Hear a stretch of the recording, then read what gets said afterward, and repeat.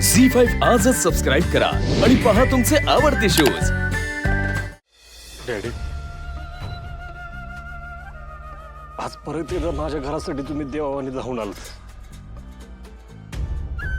आज परत तीच लोक, तीच परिस्थिती, तीच चिखलफेक, पण तुम्ही आज त्याच ताकदीने माझ्या पाठीशी उभं राहिला डॅडी। माझ्यावर तुमचे उपकार मी कधीच नाही फेडू शकत। बापू, आपल्या माणसात उपकाराची भाषा करायची नाही, किती वेळा सांगायचं तुम्हाला। हो, तुमचा पेच आम्हाला कळतोय हो। किती मी मोठी गुन्हेगार असली तरी तुमची आई आहे ती। ते बघा, काळजी करू नका, आपण ह्यातनं काहीतरी मार्ग काढू। येऊ का? येस।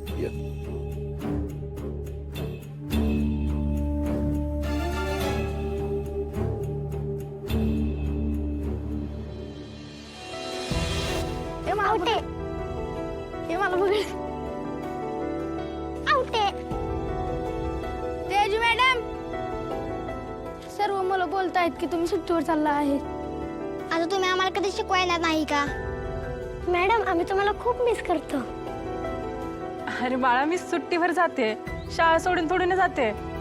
सुट्टी संपली की परत येणार आहे मी। जा खेळा आता।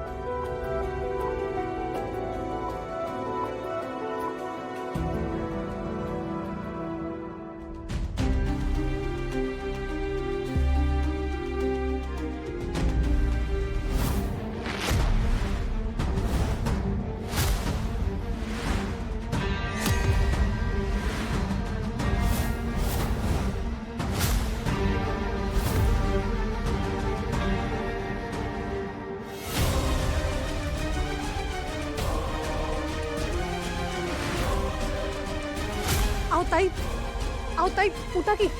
ओ ताई, काय झालं?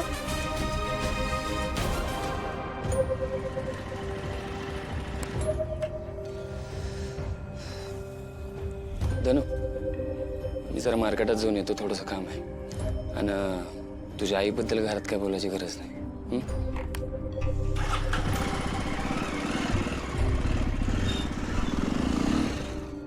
धनु, मावशीबाई, तेजूची बातमी कळली आम्हाला। धनुपुरी, अगं रागावलीस का माझ्यावर? नाही, बरेच दिवस झाले बघतोय तुझ्या मनात काहीतरी काय असेल तर बोलून टाक ना। अगं, माझं जर काही चुकलं असेल तर ते तरी सांग ना। मग कोणाचंच काय बी चुकलं नाहीये ना। मला असं वाटायला लागलंय ना की माझ्यात सगळ्या गोष्टी चुकतात।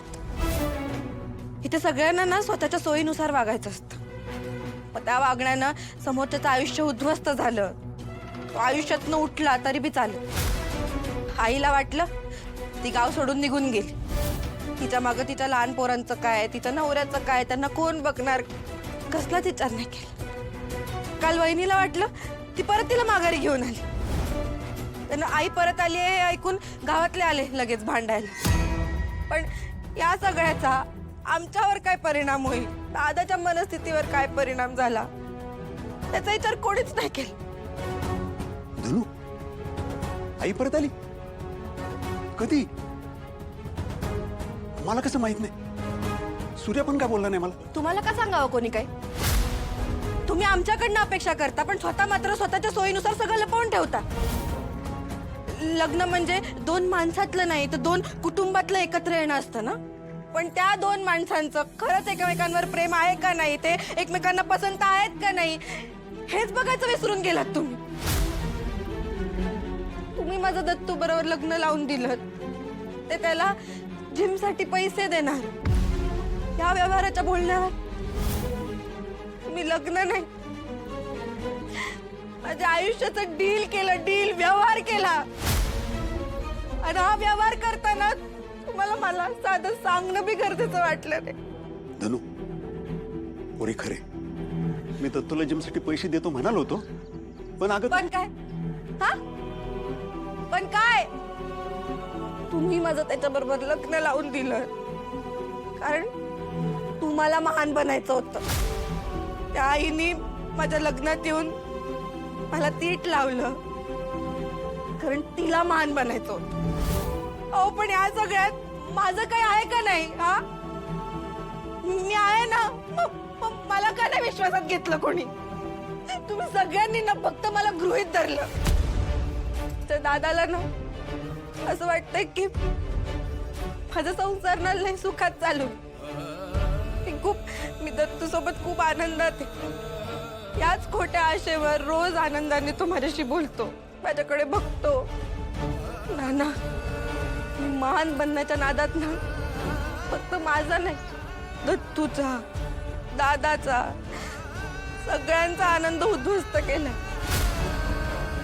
अहो दत्तू आहेत ना, खुश नाही येतो या संसारात. रोज ना मी आमच्या या संसाराचा गाडा माझ्या परीने कसा तरी ओढण्याचा प्रयत्न करते. रोज सकाळी उठून स्वतःची समजूत घालते की नाही, कधीतरी आमचं हे नातं फुलेल, सगळं चांगलं होईल. पण हे सगळं करताना मला खूप त्रास होतोय ना.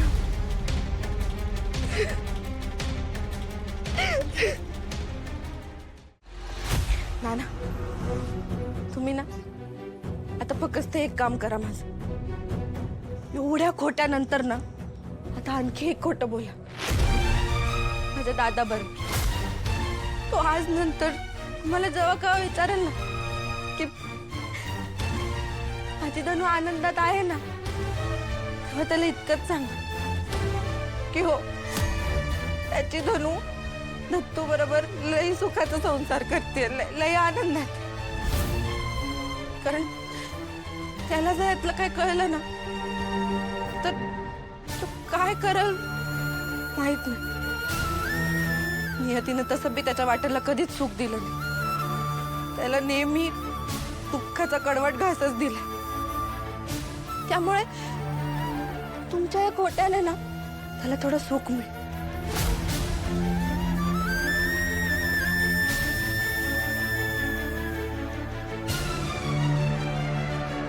गौरी, अगं कसं सांगू तुला, तुमचं लग्न लावून देण्यामागची भावना माझी खरी होती. पण असं कवेल मला कधी वाटलंच नव्हतं.